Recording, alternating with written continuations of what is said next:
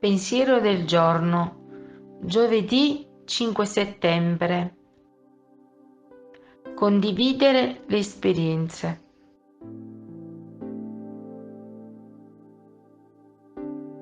Abbiamo capito che il mondo ha bisogno di una cura evangelica, perché solo la buona novella può dargli la vita che gli manca. Per questo viviamo la parola di vita, la incarniamo in noi stessi fino ad essere quella parola viva.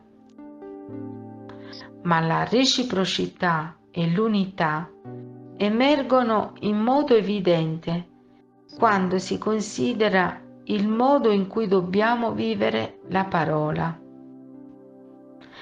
Non ci basta viverla da soli, no. Dopo averla vissuta, dobbiamo comunicarci le nostre esperienze in modo fraterno.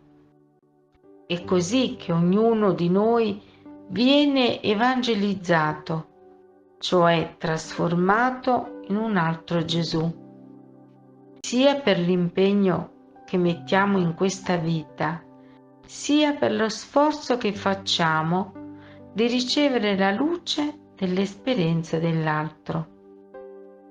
Chiara Lubich, Un cammino nuovo, città nuova.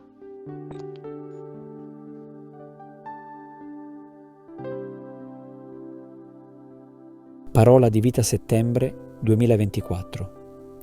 Siate di quelli che mettono in pratica la parola e non soltanto ascoltatori illudendo voi stessi.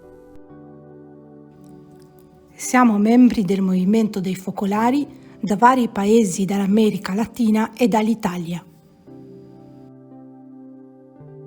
Ti è piaciuto il video? Metti mi piace. Abbonati al canale. Suona la campana.